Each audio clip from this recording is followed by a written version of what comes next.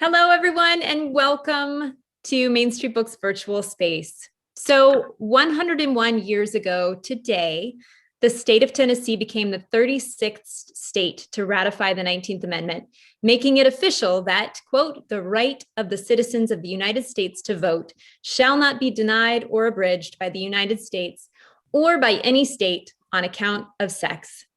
And while imperfect, the 19th Amendment fundamentally changed the American electorate forever. I'm Beth Helfrich, events manager here at Main Street Books. And tonight, on behalf of our bookstore and our wonderful partners at Charlotte Writers Club North, I welcome you to a virtual panel that has been over a year in the making. We are gathered to celebrate and to investigate a movement that was many, many years in the making. A movement whose principles of equity and self-government extend to the present day. A movement to secure and protect the right to vote. Before we begin, a few housekeeping tips. Number one, please remain muted throughout the event. You're welcome to leave your video on. If you have a question for any of the panelists, please feel free to type it into the chat. After the moderated portion, I'll bring a few of those questions forward. We'll wrap up sometime between 8 and 8:15, but no later than 8:15 p.m. I'd be remiss if I didn't also remind everyone that all of the books mentioned tonight are available at Main Street Books in-store and online at mainstreetbooksdavidson.com. I will put those links in the chat for you all. Finally, I want to extend a special thanks to Lisa Williams-Klein, whose steadfast behind-the-scenes efforts have made tonight possible. Lisa, thank you so much. And now it is my honor to introduce our esteemed panelists, all of whom are united in their determined efforts to understand, investigate, and elevate the stories that shape and reflect our history.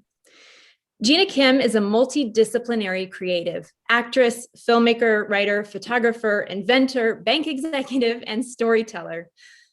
Her relentless curiosity recently led her to produce a short documentary film examining the life and work of Dr. Mabel Pinghua Lee called Chinese Girl Wants Vote. It was exhibited at the Levine Museum before it becoming available for free at the Digital Public Library of America. We'll put that link in the chat too. Gina immigrated to the United States with her family from Korea when she was 3 years old, and her work aims to highlight the perspective of the Asian American and the immigrant experience. Dr. Sally G. McMillen retired in 2016 as Davidson College's Mary Reynolds Babcock Professor of History. She specialized in the 19th century history of the American South and of American women's history, and is certainly Davidson's go-to expert for both. Sally is the author of 5 monographs, including her 2 most recent books, Seneca Falls and the Origins of the Women's Rights Movement, and Lucy Stone, An Unapologetic Life. She was the winner of Davidson's highest teaching honor, the Hunter Hamilton Love of Teaching Award in 2000, and is one of the founders of the burgeoning Gender and Sexuality Studies Department at Davidson. Next up, hailed by Huffington Post as a master of picture book nonfiction, Carole Boston Weatherford is a Newbery Honor author, a New York Times bestseller, and a 2-time NAACP Image Award winner. She is legendary. Since her 1995 debut, she's published 50 plus books, including Voice of Freedom, Fannie Lou Hamer, Spirit of the Civil Rights Movement, a Caldecott Honor winner. 6 of her books have won Coretta Scott King Awards or honors. Determined to use her writing to amplify marginalized voices, Carole's words stand as monuments to icons and unsung heroes alike. Family stories, fading traditions, and forgotten struggles inform her poetry, her nonfiction, and her historical fiction. Carole's career achievements have been recognized with a plethora of awards, and she has a rightful place in the North Carolina Literary Hall of Fame.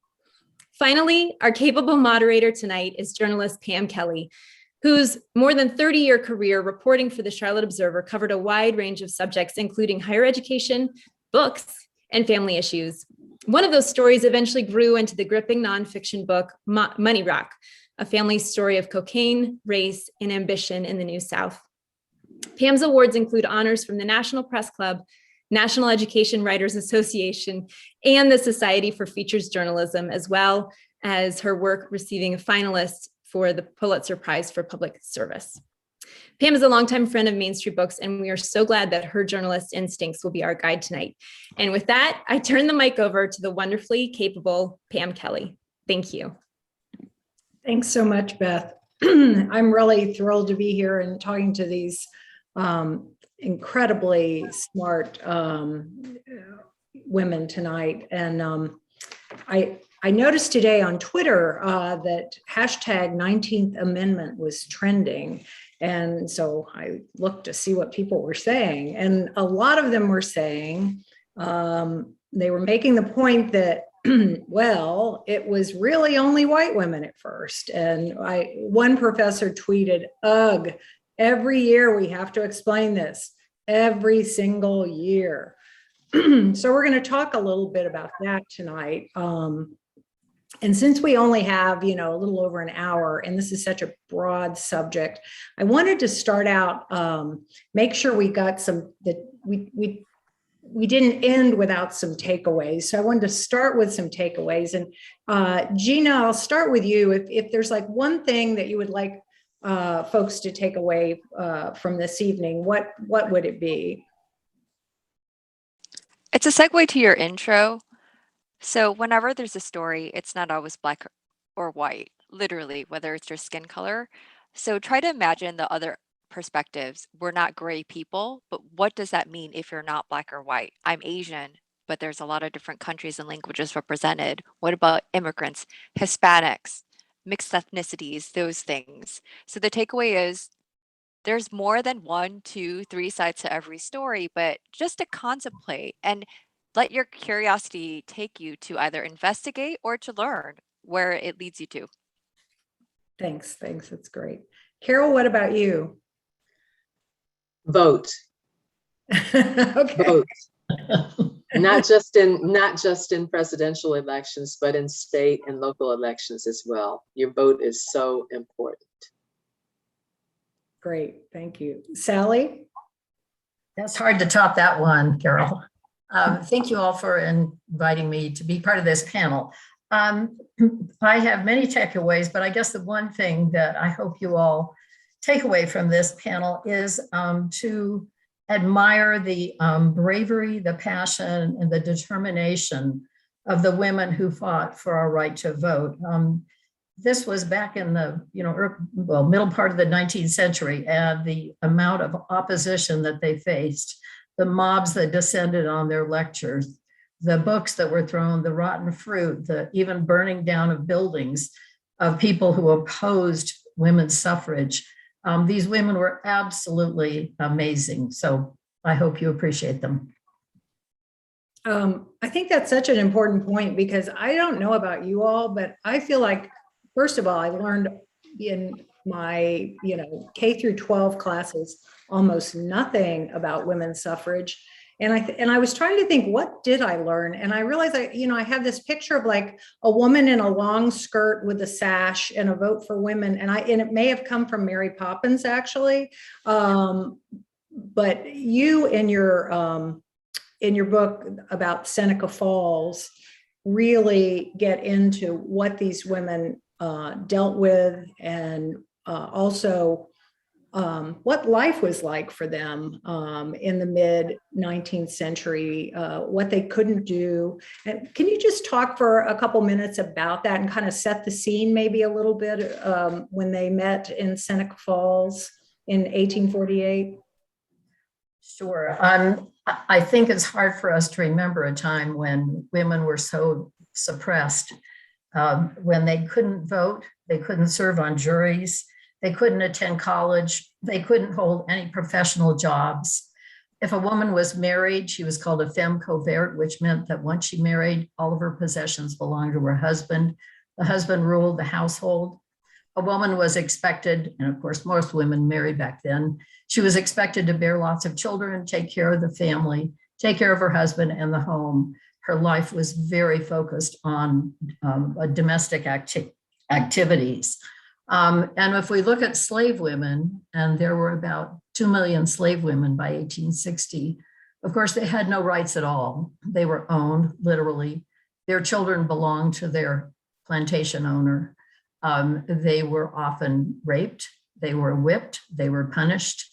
And so life for them was just really miserable. And equally for free Black women who had virtually no rights other than the fact that they weren't slaves, but they were mistreated, because of their skin color, earning very little money as domestics. So it's really important, I think, to realize what these women were fighting for. It wasn't just the right to vote, but the right to be considered citizens. And as Elizabeth Cady Stanton wrote in the Declaration of Sentiments, all men and women are created equal. And that was very revolutionary. When they gathered in 1848, you know, that was the subject of one of your books, but then, you know, it took 72 more years. Why did it take so long? And, you know, what was going on in that period of time? Well, the idea that women would actually be citizens and actually be considered the equal of men was just almost foreign to most people. And so they faced enormous opposition. I mean, ministers would read from the Bible and find passages that kept women in their place. Men argued against women voting. And one of the hard things for women to acquire was the support of any political party. No men did not want to share power. And also there was a lot of opposition from a number of women who just couldn't imagine that women would be equal to men. So the length of time it took, the kind of passion it took was just amazing. And initially the idea was to either gain suffrage from a national amendment to the Constitution or gain the right to vote state by state. And the initial successes in gaining the right to vote took place slowly. The territory of Wyoming, the territory of Utah, and then gradually state by state. So that by the time the 19th Amendment passed, I think there were something like 16 states that had already given women the right to vote. And with those rights, the right to vote, of course, in the process, women were gaining the right to attend college. There were very few of them, but they gained the right to become doctors, to become architects, to become professors. But it was a long, long struggle. So 1920 comes along and women are given the right to vote, and it doesn't say anything in the amendment about race or ethnicity, but the truth is it is really mostly white women who are voting. And Gina, in your film, it was all new to me, and Gina's film on Dr. Mabel Lee, who was fought for suffrage, was a Chinese American. And tell me a little bit about the situation that she and other Chinese American women were in, and when did they finally get the vote? Sure, I'm going to broaden it a little bit because and I did this during quarantine. I decided to highlight Mabel Lee just because of the absence of just seeing other faces that weren't just Black or white as part of the celebration of the centennial of the ratification of the 19th Amendment. And some of these facts I learned by myself and by squinting because the timeline's really small and I'm not going to go through that. But here's the context. Did you know that in 1790, there was a Naturalization Act that prevented immigrants from becoming citizens because they had narrowed it down to free white persons of good character? So whether or not you're Chinese or Korean like me. However, in 1882 specifically, there was a Chinese Exclusion Act. So if I look up my heritage and history, it has a slightly different timeline. But again, focusing back to Mabel Lee and why her story is so intriguing as a trailblazer is she was also really young. So y'all might remember that show like Doogie Howser. She was already very articulate and riding on horseback, at the age of 16, to participate in parades. And if you have teenagers now, can you, imagine it? Or even myself, I probably wouldn't have been as bold. Now, so while some American women had the right to vote at a particular time, they repealed the Chinese Exclusion Act in 1943. And the timeline that's closest to me, even thereafter, is, well, what about someone like me or other immigrants or whatnot? A lot of that happened actually closer to or around the time of 1965. Not just we heard voting rights being mentioned, but also the Immigration Act of 1965.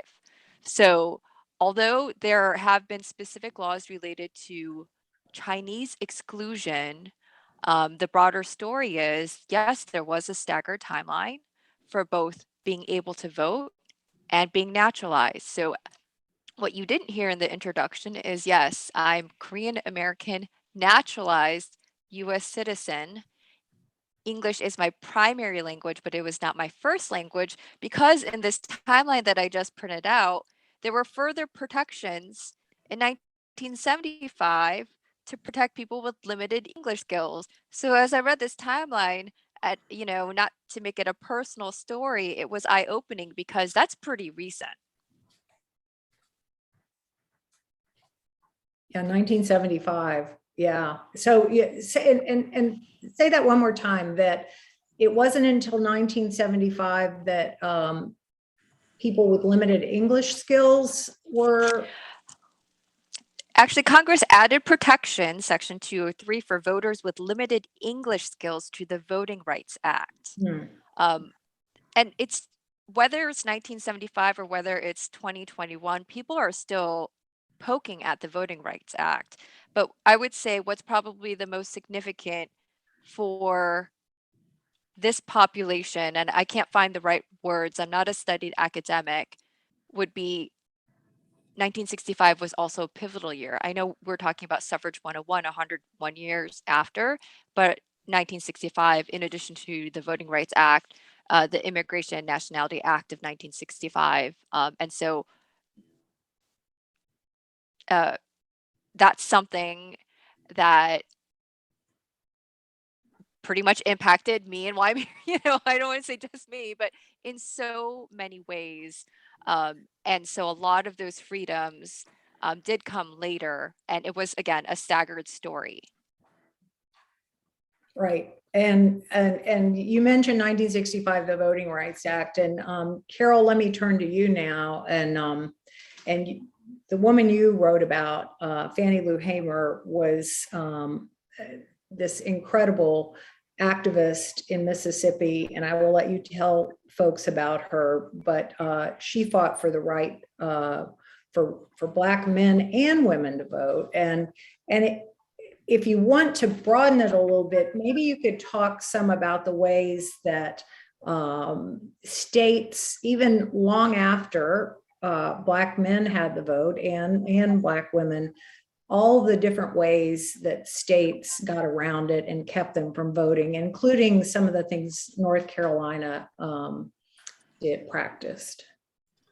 Okay, Fannie Lou Hamer was born in Sunflower County, Mississippi, in the late, it was around 1920, right before 1920. And she was not mobilized as an activist until she was 40 years old, and went to a rally that had been organized by young voting rights activists at her church, at a church in her community in Mississippi. At that rally, the audience was asked, who wants to go to the county courthouse to register to vote? Fannie Lou Hamer's hand was the first to go up. Prior to that meeting, she did not even know that she had a right to vote. And this was in the early 1960s. But she went to that courthouse, was asked to take a literacy test. That's one of the barriers that Pam was talking about that was put in the way of African Americans who wanted to vote. That if you had not been promoted from, been educated beyond 5th grade, you would have to take a literacy test. And so, of course, why 5th grade? Because most African Americans back then had not, in many areas, had not graduated, had not been educated beyond 5th grade. So that was a way to eliminate, a lot of African Americans who were sharecroppers, who were stuck in poverty in the rural South. And so Fannie Lou Hamer had to take this literacy test that involved writing down and interpreting parts of the Mississippi State Constitution, which most white people probably couldn't do back then either. Now, there were other kinds of tests in other areas, other types of literacy tests. One in Louisiana, for example, involved writing the word vote upside down. Because if you can't write the word vote upside down, of course, you should not be able to vote, right? So, and the literacy tests were graded by by the clerk or whoever the official from the clerk's office was who administered the test. And in many cases, if you got one answer wrong, you failed the test and could not vote. So Fannie Lou Hamer failed the test, went back to the plantation. By the time she got back there, her plantation boss, the planter who owned the plantation, had gotten wind of the fact that she had been to the county courthouse and asked her why did she do that, and she said, I did it for me, not for you. But he had already put her stuff out of her little cabin that she shared with her husband, and she had to move off of that plantation and really move from place to place for a few months because the Klan was after her. And so she proceeded to study for the test, took the test again, passed it, and then had to pay a poll tax. And so the voting rights activists who were from the Student Nonviolent Coordinating Committee, which was founded right in North Carolina at Shaw University, helped her pay that poll tax, helped her and her husband get a place where they could live. And she actually became a leader within SNCC, although she was not a student. The young people looked up to her, and she had a powerful singing voice. And although she only had had like a third or fifth grade education, she was very eloquent, and she raised lots of money for the voting rights movement. Now, Fannie Lou Hamer is not a household word. Many women from the civil rights movement were pushed to the background. Most people only know about Rosa Parks, maybe Coretta Scott King. When I wrote Voice of Freedom, I did not expect young people to know who Fannie Lou Hamer was, but I have been surprised since writing it that many adults, even African-American adults, even educators, do not know who Fannie Lou Hamer was. So it dawned on me after writing that book that some of these topics that I write about for children are actually, the books that I write are actually educating parents and teachers as well, so that they can then teach young people generation after generation, class after class after class. So that's Fannie Lou Hamer's story. But I would be remiss if I did not mention that Fannie Lou Hamer was not the first voting rights activist that I wrote about. The first one was Harriet Tubman. Although I did not choose to write about that part of her life, Harriet Tubman was a suffragist as well. Wow, I did not know that. Well, the intersection of race in the suffrage movement is really crucial. And I think, Sally, you've written some about this, about how after the Civil War, there was a split with the movement. And can you talk a little bit about that and whether you think what was the effect? Sure. One of the things this does, of course, is to bring Lucy Stone into the conversation. Everybody has heard of Elizabeth Cady Stanton, Susan B. Anthony, and maybe Lucretia Mott. But in my book on Seneca Falls, I have a fourth woman, Lucy Stone, who is absolutely amazing. She started out as an abolitionist. By the way, she was one of the first women in our country to earn a college degree at Oberlin Collegiate Institute. But she became an abolitionist lecturer and then very soon added suffrage to her passion and what she was trying to convince people needed to happen, equality for all. After the Civil War, you know that the 13th Amendment passed in 1865, ending slavery forever. The 14th Amendment gave citizenship to Black men. First time men, the word men was mentioned in our Constitution. And the 15th Amendment gave Black men the right to vote. That issue, giving Black men the right to vote, just really disturbed people like Elizabeth Cady Stanton and Susan B. Anthony. And they became very racist in their condemnation that the idea that uneducated, newly free Black men would gain the right to vote before women was absolutely appalling to them. So they began to speak out in a very racist manner. Lucy Stone, on the other hand, spoke up for the 14th and 15th Amendments, feeling that any step forward for this nation to create greater equality was a step in the right direction. Ultimately, what happened in 1869, where women before the Civil War and during the Civil War had been working together, all of them, to gain equality and gain the right to vote, they split into two different organizations. Stanton and Anthony created the National Suffrage Association, and Lucy Stone created American Women's Suffrage Association. And from that point forward, there was a real split in the movement that lasted until 1890 when they finally joined forces again. So, it really was, in a sense, a racial issue that led to this disagreement. There were other problems as well, but it was a very, very upsetting moment when women no longer could work together because of their initial reactions to the issue of race. Do you think that had they not split, they might have gotten the vote sooner? That is, historians continue to debate that. There's no definitive answer. Some people feel that perhaps the disagreement kind of energized both sides and they worked harder, or they were Stanton and Anthony's organization was bent upon getting a national amendment, which eventually became the 19th Amendment. Lucy Stone and her followers realized that the approach to take was to do state by state, because, as I'm sure you all know, it is up to states to set the agenda in terms of who can vote, unless, of course, there's a national amendment to the Constitution. So, it's really, Pam, it's hard to say whether it was a good thing or a bad thing. My sense is it was counterproductive. I feel that if they had gotten together and really worked hard, all of them, that things might have happened sooner, but we can't rewrite history.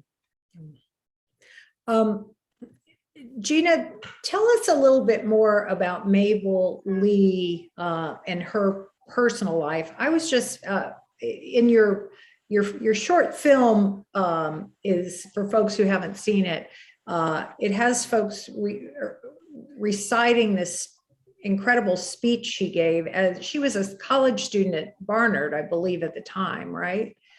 But tell us a little bit more about her personally and what she did, after that speech was given. Sure. So I'll speak to what I know of her and my perspective. And I say this because, unlike the authors and other panelists, I really focused on a contemporary perspective of Mabel Lee. So a lot of that history, and it's sort of like what you see is what you get. My film is 5 minutes to appeal to the broadest possible audience using Mabel Lee's timeless words. And what's incredible is, again, I'm going to use that Doogie Howser reference. I'm just like, she's so young. I'm like, I don't talk like that. She writes better than me, and I'm like 40 now. So, and I have an MBA and I think I'm fairly educated. Again, I'm speaking amongst writers. So it was very clear that she had an academic aptitude. And a lot of what you don't see, what has been mentioned is can you just imagine the incredible prejudice that she must have faced? But that's not what is documented. What's documented are a lot of her writings. She was very active in writing in the student newsletters, and when she was younger, talking.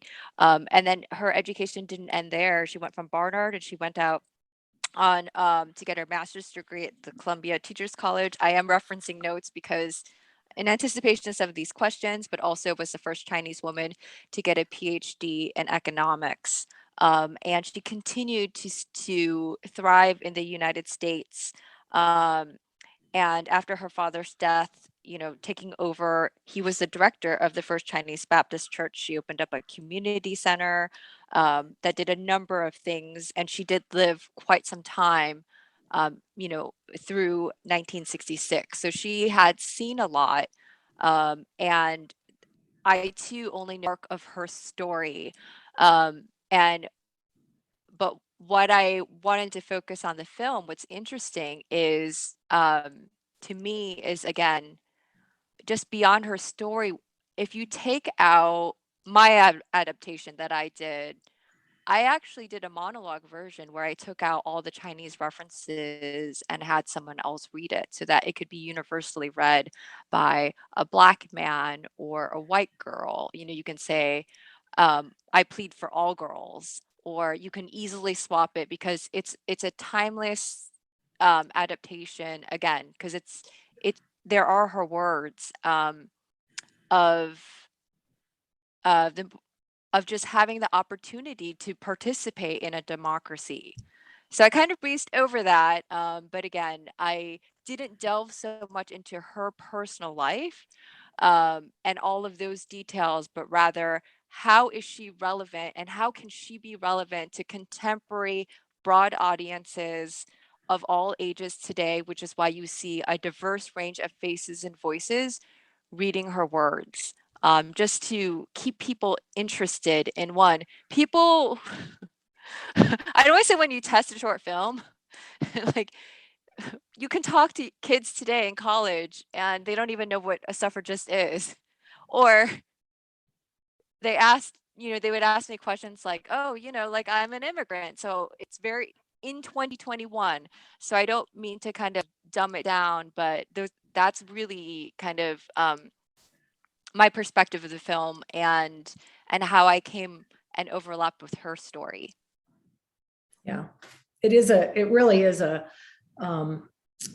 universal speech, and you definitely could substitute different nouns in there and it would be applicable to really any human being. And I did want to add, what I'm excited about this is, I heard about, it's kind of the reverse of what Carole was saying, which is I had tried to do a children's version, but I'm excited that we're adapting it for a podcast that could be used in local schools.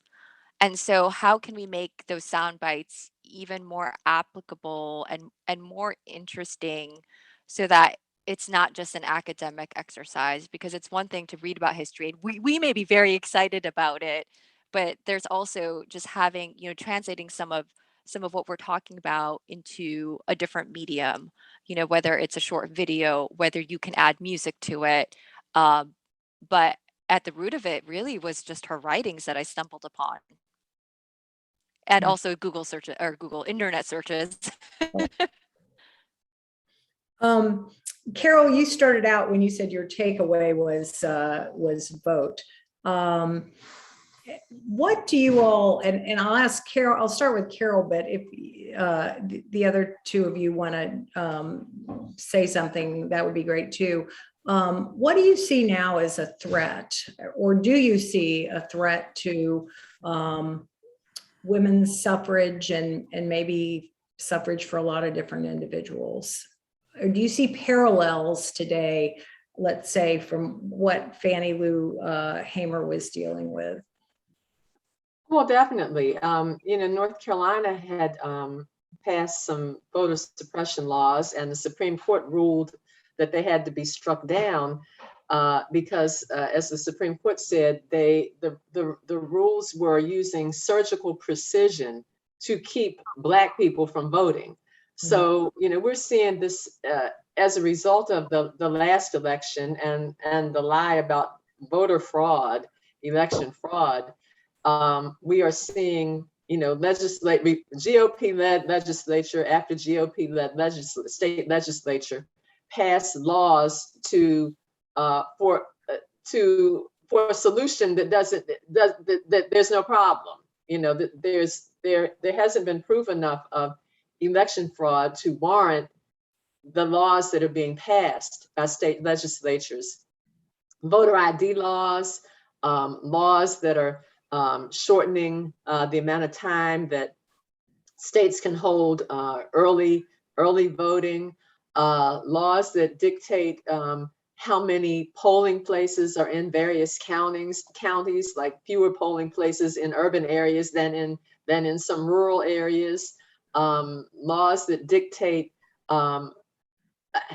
how you stand in line to vote and whether somebody can bring you water while you're standing in line, if you're standing in line in a place where you've got to stand in line for hours on end. And also laws, most importantly, regulating mail-in voting, which has been proven to be safe throughout the country. And now there are all these laws about that, making that more complicated so that people have to get send a copy of their license or some other ID, and they have to have all kinds of, they can't have anybody else deliver their mail-in ballot to a drop box or to a polling place. They've got to deliver it them, put a stamp on it, or deliver it themselves. So all these, there are all these laws now that are being passed, and I think at last count it was over 40 laws in around the country to limit who can vote. The GOP legislatures want to choose the people who are voting rather than letting the voters choose the elected officials. And so, yes, there are parallels. And that's one reason that I write about the historical subjects that I write about, because there are connections between what has happened in the past and what persists today. Definitely.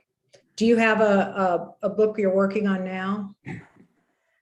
About that same topic, or in general? Well, in general. Yeah. Oh, I always have books that I'm working on.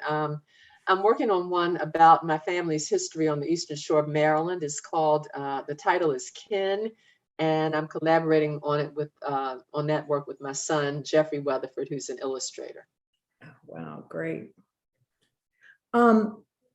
Anybody else want to say anything about the kind of parallels to today? And one thing I've been interested in and frankly kind of terrified by, and I don't know if you all, and this is getting a little off the suffrage history, but the idea that some states are trying to make rules by which, if they decide that there was fraud in the election, the legislature could just kind of throw the results out and decide who won. Right.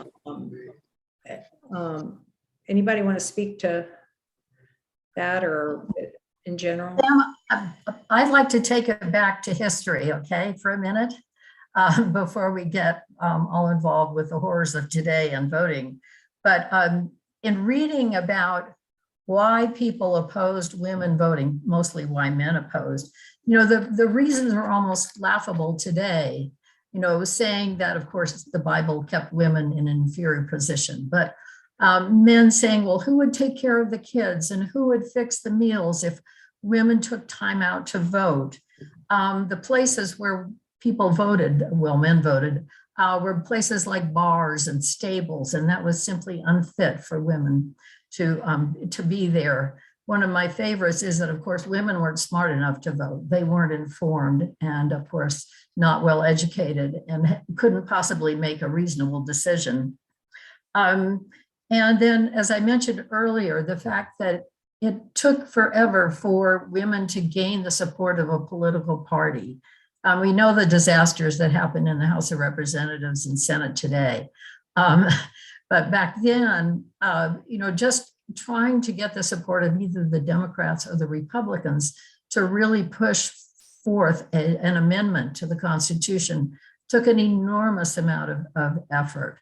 So, I see parallels today in terms of sort of the dysfunction of Congress and how difficult it is to get something passed. Finally, they did.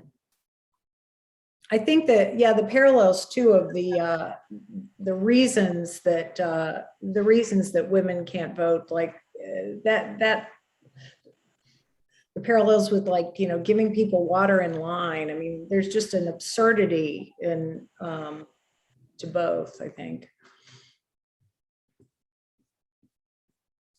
Gina, did you want to say anything about, you mentioned you're working on this podcast.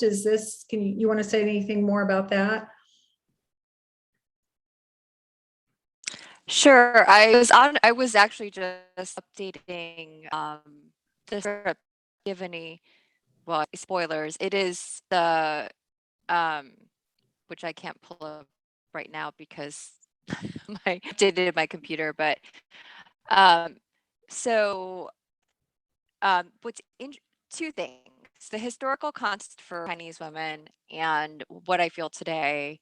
I want to touch upon those two topics. So I could go back in time and jump to the future, so going back in time, the text that I added for Maple Lee was at the turn of the century, what it was like for Chinese women, where they had polygamy, where they had foot binding, where you literally couldn't walk, so it's so they had those complexities. And what was interesting is what she was saying was, people like me, a Chinese girl like me, like what better proof is there of democracy than to get educated in America as a Chinese woman, which I thought was really interesting. So you have the added layer of culture on top of that. Now, in today's context, and I don't make light of it, but it did question. So I'm married to a Caucasian man, and we both got our passports renewed, but mine took far longer. It had a manual review. I am a naturalized citizen. And I just thought, we would do some of the same things, and he would get his mail. We work at the same place, so I would get my mail later. And so we updated our mailbox because I have two first names, Gina Kim. So if you watch any of these documentaries, so what's interesting is, as my short documentary part of larger festivals, I would either be on panels of much longer documentaries, and I actually started getting lucid nightmares about things that were just the news, and things like, because what if you're like me and I have a Korean name and I have an American name and maybe I have two first names? So what we did is we put this little grid and said last name, first name, just in case, because I'm like, how come I know mail is slow, it's the pandemic, but it really made me just think about those things that I didn't have to think about before based on today's context. But even from a voting perspective, whatever trivialities that you have to think about, not think about, you can add those complexities on top of not just gender. If you have a language barrier, if you're a naturalized citizen, just for your day-to-day activities, and so that is something that I think about, because on top of the complicated, where you sit, where you're supposed to vote, especially in today's environment, can you imagine trying to fix that someone and really convince them to come out? Because in North Carolina, we may be a smaller percentage, not being white or black, but what's interesting is the percentage can really change. So you can put it that way. You as an individual, have the right to vote. And even being a smaller number, you can see a bigger change in numbers. So, trying to think about that story, and that's something that ties me back again to Maple Lee. She was one person, but what if she didn't exist? Who I'm literally like, who would I have written my documentary about? I'm not sure. I'm sure there's so many other untold stories, but she's just one that stood out. But I don't belittle, belittle's not the right word. You can equate that to anybody today who participates, who's learning about history and making it real today. I know I rambled a bit there, but Yeah, I'd like to piggyback on that idea of, just one person and just one vote. I've heard voting rights activists of today, people like Stacey Abrams and Latasha, oh gosh, what's the name? I want to say Latasha Smith. But at any rate, I've heard them say that if your vote didn't mean anything, people wouldn't be trying so hard to take it away from you. And that's one thing that, that we as women need to remember, and as citizens need to remember, that our vote, each vote is valuable. And it's just so important for us to exercise it and to elect people who will uphold our right to vote rather than trying to, fritter it away. Yeah, I think that's such a great point. And when you look at all three of your, the women you wrote about and what they went through, yeah, it is a very powerful thing, that right to vote, or it would not have been so hard. I've got a question now. I think we're going to take some questions from the audience, and I have a question from Lisa Klein for all of you, or anyone who wants to answer. You've explored the lives of outstanding women. What most inspired you to explore the woman you chose? Was there something? I'll start. Oh, go ahead. Well, first of all, I explored 4 women in my Seneca Falls book, but then I was absolutely intrigued by Lucy Stone. and mostly because she's been left out of history. She was a very humble woman. She, as I mentioned, was one of the first women in the country to get a college degree. She paid her way through college. Her father did not support her.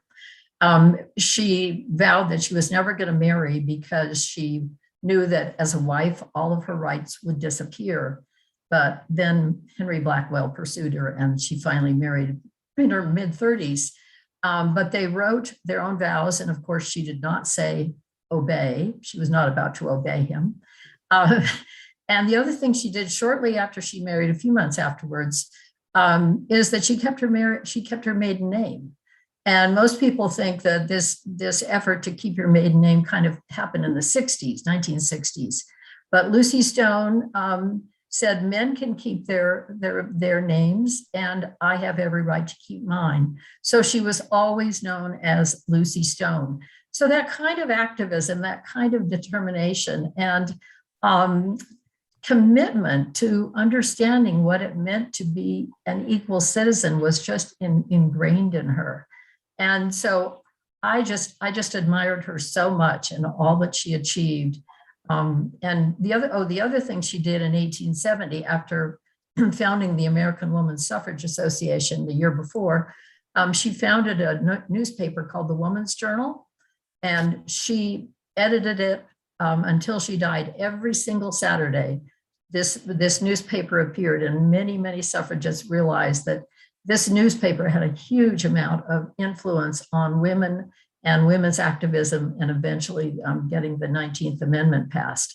But it's a fascinating newspaper to read. It's got all kinds of little tidbits about, woman climbing Mount Whitney in California, a woman writing a book, a woman artist or whatever, but also lots of information on the suffrage movement and women's equality. So I just think she achieved so much, and I am just in awe of her. And if I'd lived then, I hoped I would have been one of her followers. Well, I chose to write about Fannie Lou Hamer. I mentioned earlier that I didn't think many people remembered who she was, or at least I didn't think kids would know who she was. And I am in awe of African American resistance, resilience, and remarkability. And I also have adopted the mission of focusing on forgotten struggles and forgotten heroes. And Fannie Lou Hamer definitely fits in that category. So I'm very proud to have written the first children's book about her, the first trade biography for children about Fannie Lou Hamer. I mean, what's so interesting to me about her is her life was so hard before she started becoming an activist. And isn't the famous line, she said she was sick and tired of being sick and tired. Right. I mean, she was a very unlikely hero or heroine, very unlikely. Yeah. But she rose to the occasion and she persisted. Once she became an activist, she did it until the day she died. Advocating not only for voting rights, but for better economic opportunities for the poor. And just one interesting anecdote about her is she decided to throw her hat in the ring, and she cast her first vote for herself.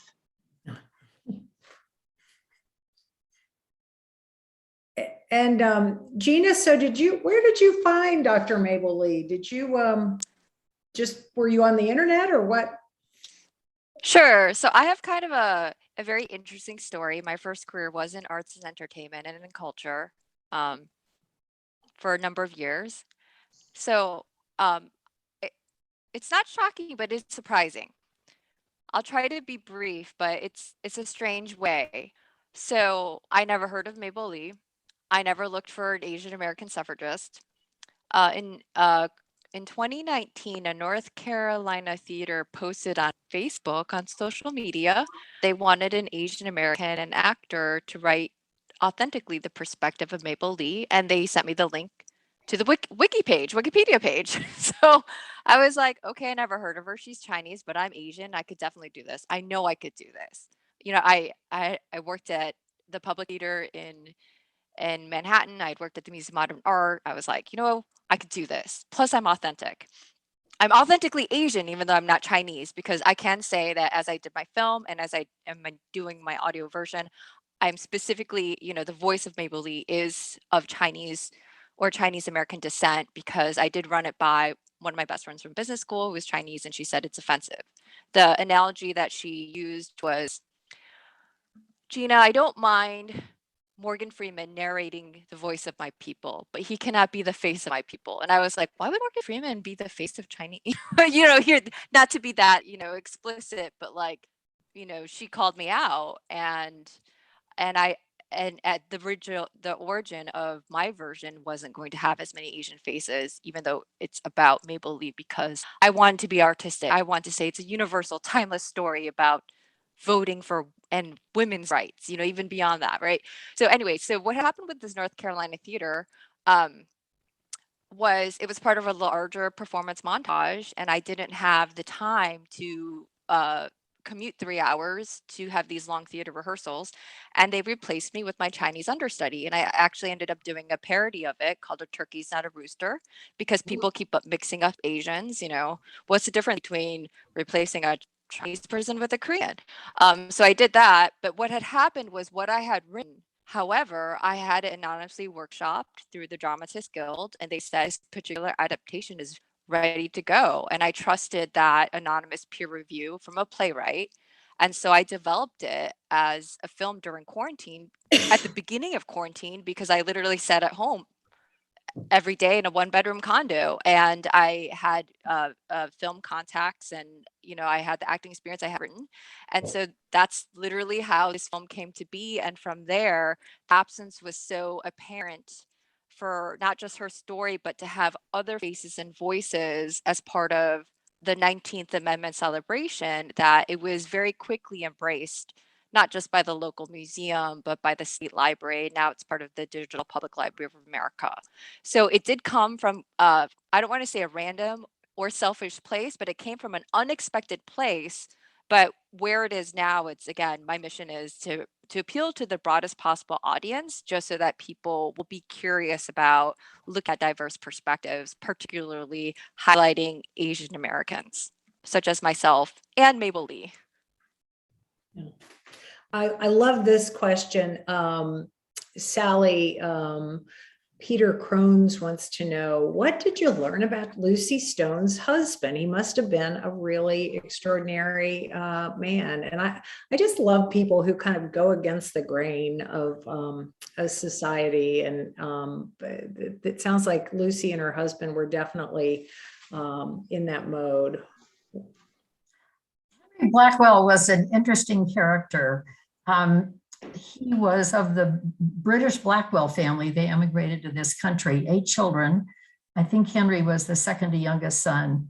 He has 2 very famous sisters, Elizabeth and Emily Blackwell, the first educated doctors female doctors in this country. But actually, Henry was kind of footloose and a man without any real plan in life. At one point, he was going to go off and, search for gold in California. He tried going to college and he dropped out. He didn't like it at all. Eventually, he was working at a hardware store, and that's where he met Lucy. She came in to cash a check. And then, being part of a family of abolitionists, he went to an abolitionist convention where he heard her speak, and he said, "This is the woman for me." And he pursued her relentlessly. She was not interested at all in marriage. He wrote letters. I don't know if you've ever seen letters where the writing is horizontal and then vertical. And his letters to her, which are now available at the Library of Congress, are pages long, trying to convince her to marry him. And I kept saying, "Henry, get a life. Come on, do something."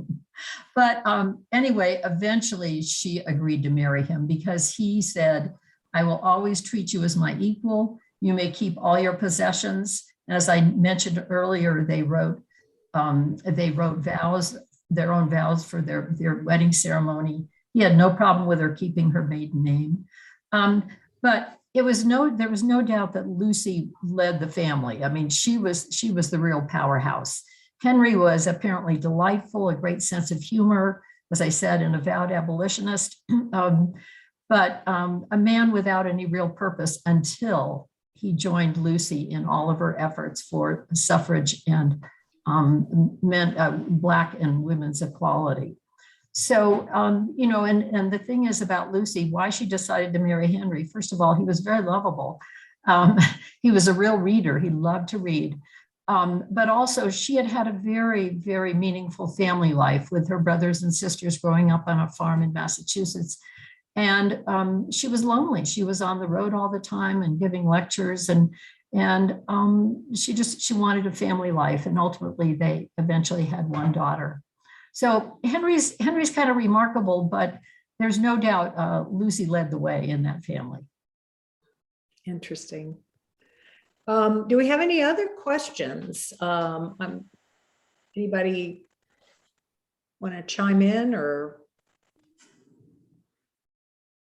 anything that we haven't covered? Well, obviously we haven't, there's so much we haven't covered, but I think we've made a good start. Anything you three would like to add? Well, I just like to say the reason I got interested in, initially my specialty was Southern women, but I've always been a feminist, I think from the time I was born.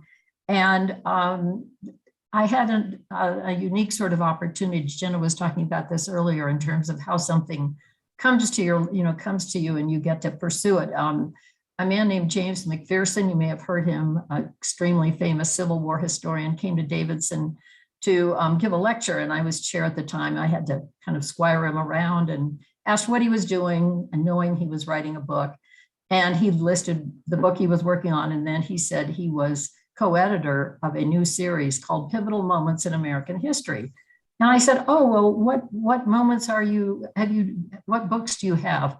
And he said, well, Washington crossing the Delaware. And, he started, a lot of battles and things like that. And I said, you have nothing on women. And his response to me was, do you have any ideas? I said, Seneca Falls as a start. Anyway, I was just sort of struck by the fact that anyone would even ask that question, like, oh, is there anything about women that needs to be written about? So that's how I started that. I wrote the book on Seneca Falls and then the book on Lucy Stone. And if these stories are going to get told, we're going to have to write them. Those of us, who have authentic voices are going to have to write and should write the stories. They've been told too long by white men or excluded from the canon altogether. So I applaud Sally and Gina for taking the torch, picking up the torch, carrying on the torch. And you. Thank you. Yeah, I think that's the biggest takeaway. I hope nobody is, it's, sometimes when I am on a panel, I'm like, wow, what great biographies, or how did I come, I'm being very, because again, unexpected, right? What are the odds that me as a Korean female immigrant would do whatever, right? So I don't think about the odds and I don't think about the failures. You can think about it the other way, which is literally the North Carolina Digital Public Library scrolled through. So during the last year, just any web page, there'd be tons of such events. And I'd be like, where are the other faces? Even if I don't know their names. I mean, it was just like, is there even a speaker? So, and it's not even about inserting myself or my people. It's just literally like, where are they? Asking that question. And the other way is, whether it's history or not, one thing that motivated me during quarantine is instead of complaining or, or if you're bored with like a TV, people are always so quick to have an opinion, right? What's the difference what if you try to improve something like, that movie script could have been better if the acting was better, or maybe I could improve that script. And what do you have to lose, right? And so that's something that I learned personally, but everyone on the panel, it's just, it could be as simple as looking something up on the internet, just asking someone or just listening to someone and just thinking, why isn't the female perspective even in your entire series? It sounds so obvious to us. And I don't know, it just nagged at me, and it nagged at me to finish something. And so that's what sets me apart, not because of, I want to say, so much talent. It takes perseverance as well. And that's a common trait, but not just amongst us, but these women of the past. And so you know, I just followed through.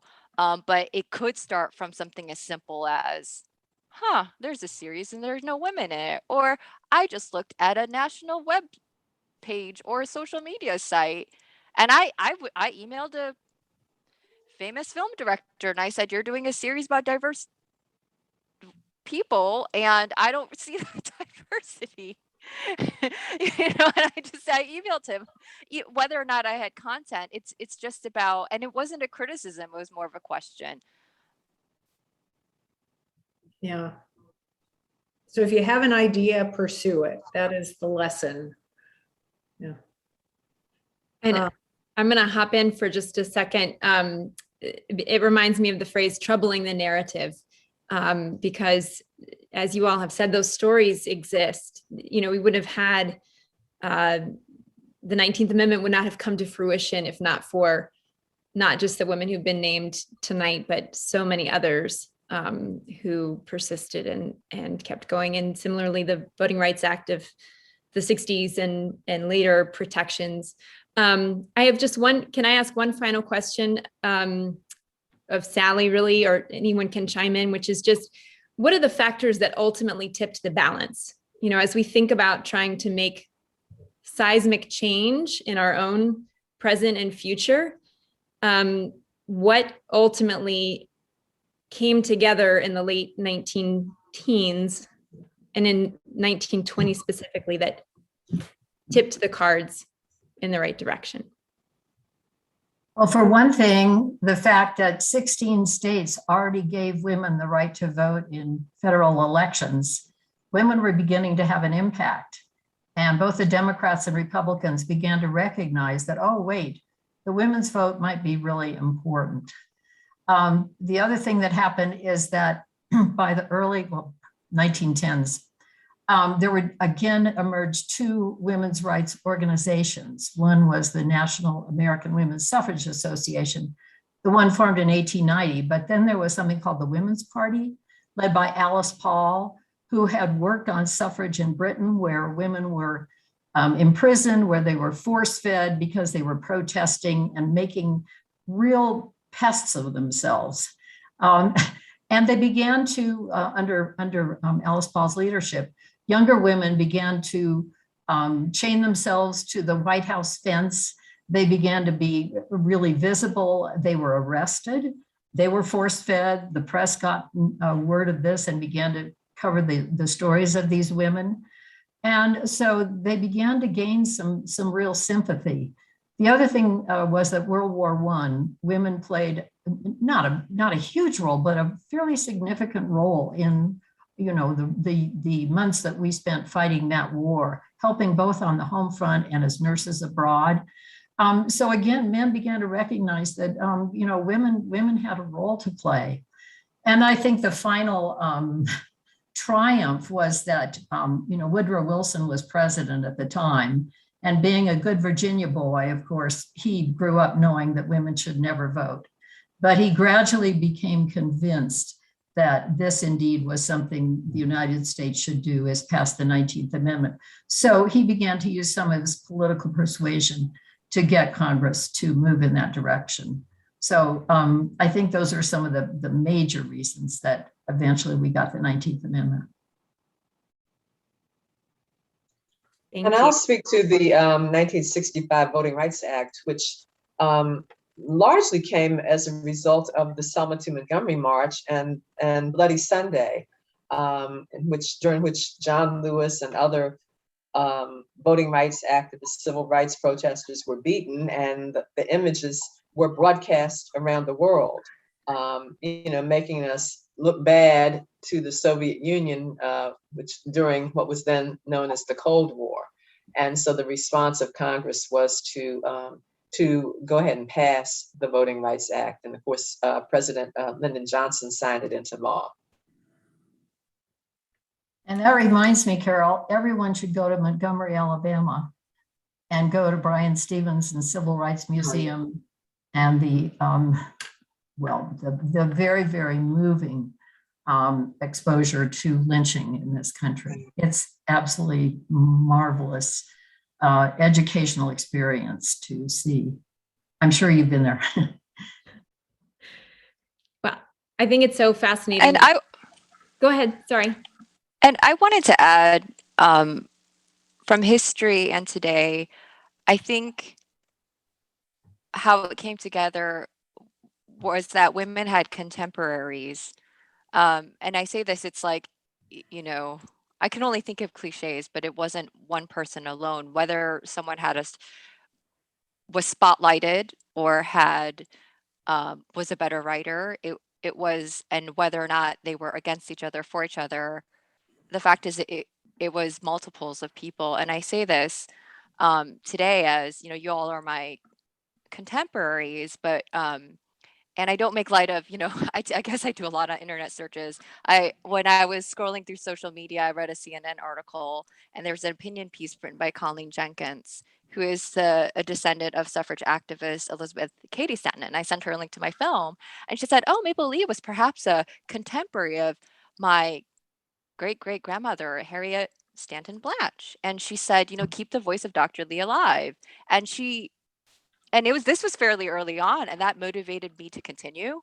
You know, she's just a stranger that I found on the internet, but she's a contemporary, you know, we are, you know, and so some of those things in history, it was just fascinating to me that something, I don't want to say as simple, but just following through. I cold called her via email. I didn't even call her. I just sent an email. So that's just one thing. I hope that inspires people to not only keep history alive, but to make your own history. I mean, this is real. This is, you know, the fact that I just told you, I mean, we had to cut the sheet of paper that had my name, that listed first name and last name, because so much of my mail came so late. And I think about it in the broader context of, what if this is happening to my ability to vote?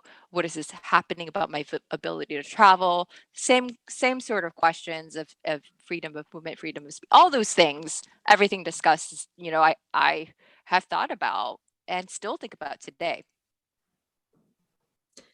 Well, I think it's fascinating that the common thread in all of those big moments and small moments of connection is the willingness of someone to tell the story, right? You talked about the photographs of women chaining themselves to the White House, and of course the photographs of the march and Bloody Sunday. And so certainly we appreciate the way that you all are telling these important stories. As a bookstore, we will continue to do everything we can to preserve and promote and tell the stories that matter and make a difference. And Pam, of course, is a career journalist. Thank you for your work in doing just that through the bulk of your working life. Thank you all so very much. We're going to wrap it up. I so appreciate everyone who's been in attendance tonight. We have a few nice comments coming through, including, "This has brought back fond memories of being in Dr. McMillen's class 20 years ago." Thank you for your time and insight.